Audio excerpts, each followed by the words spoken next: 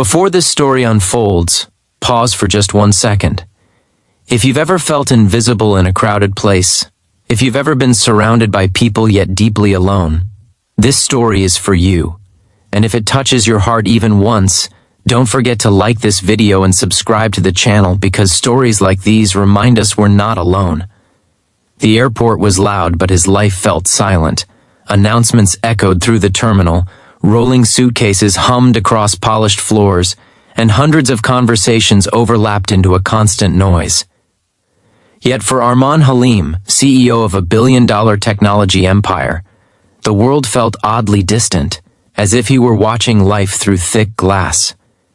He sat alone in the business lounge, tailored charcoal suit flawless, silver watch glinting under white lights. To anyone passing by, he looked like a man who had everything figured out: power, money, control. But inside, Arman felt lost. His phone buzzed again. Another message from the board. Another reminder that the merger he had spent 5 years building had collapsed just hours ago. A decision made in a distant boardroom had erased years of sacrifice. Thousands of employees would be affected. And the blame, fair or not, rested on his shoulders. Arman closed his eyes and exhaled slowly. He hadn't slept properly in weeks.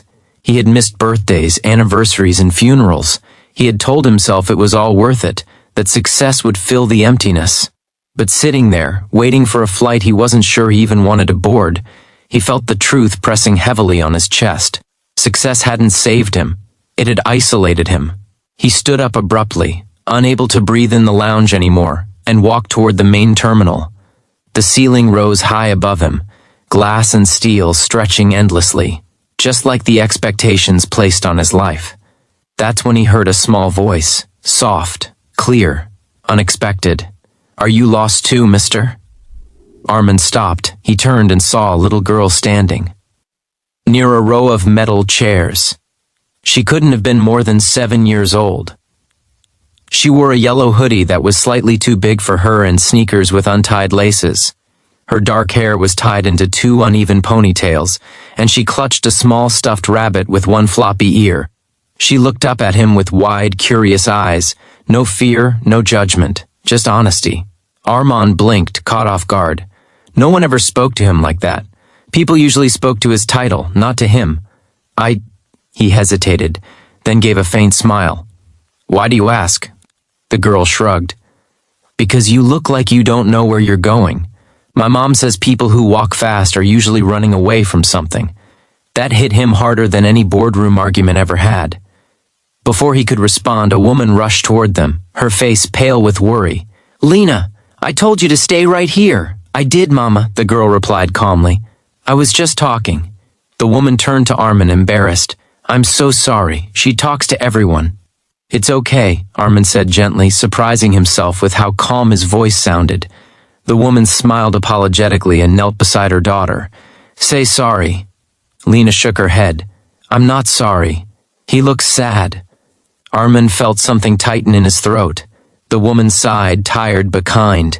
Children see things adults hide. She stood up and offered her hand. "Thank you for being patient." As they began to walk away, Lena turned back one last time. "I hope you find where you're going, mister." And just like that, they disappeared into the moving crowd. Arman stood frozen. That single question, "Are you lost too?" echoed louder than the airport announcements. On the plane, Arman couldn't stop thinking about the girl, not the merger, not the stock prices, not the media headlines waiting for him at his destination. Just her eyes, clear, unafraid, honest. When had someone last looked at him like that? He stared out the window as the plane lifted into the sky, the city shrinking beneath clouds. For the first time in years, he allowed himself to ask a question he had avoided. What if I've been flying in the wrong direction all along? Arman's childhood had been simple. A small apartment, a father who worked 2 jobs, a mother who believed kindness was a form of wealth. They didn't have much, but they had time, for dinners, for conversations, for laughter. Then his father passed away suddenly when Arman was 17. That was the day Arman decided never to be powerless again. He studied relentlessly. He built companies from nothing. He climbed higher and higher, promising himself that success would protect him from loss. But somewhere along the way, protection turned into prison. Weeks passed after the airport encounter, but the memory stayed. Armin canceled meetings he didn't need. He started walking instead of being driven. He listened more in conversations, yet something was still missing. Then one afternoon, while leaving his office building, he saw a familiar yellow hoodie. Lena. She sat on the steps outside with the same stuffed rabbit swinging her legs. Her mother stood nearby, talking to a security guard. Armand's heart skipped. He approached cautiously. "Hello," he said. Lena looked up and grinned. "You found where you were going." Her mother turned, surprised. "You know him?" "Airport mister," Lena said proudly. The woman smiled in recognition. "Oh, yes, I remember you." They talked.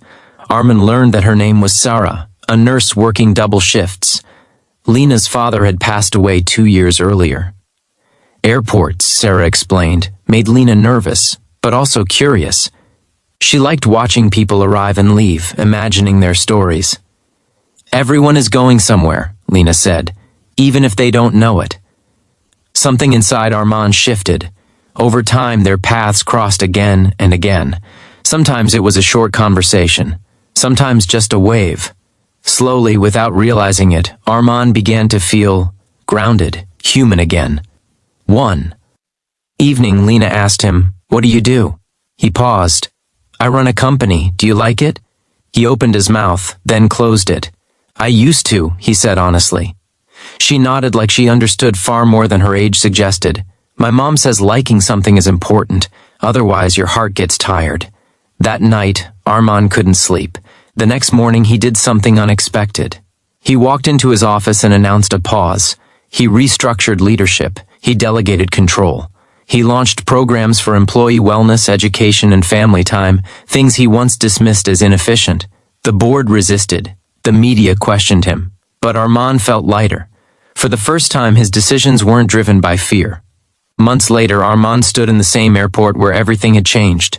This time, he wasn't alone. Lena sat beside him, swinging her legs. Sarah stood nearby, smiling. "Are you lost now?" Lena asked. Armand smiled, genuinely this time. "No," he said. "I think I finally know where I'm going." She nodded, satisfied. "Good. Being lost is okay," she said. "But not forever." The announcement for boarding echoed through the terminal. As they stood to leave, Armin knelt in front of her. "Thank you," he said softly. "For what?" Lena asked. "For reminding me," he replied, "that success means nothing if you forget how to feel." She hugged him, quick, tight, and warm, then ran to her mother. Armin watched them walk away, his chest full in a way money had never achieved.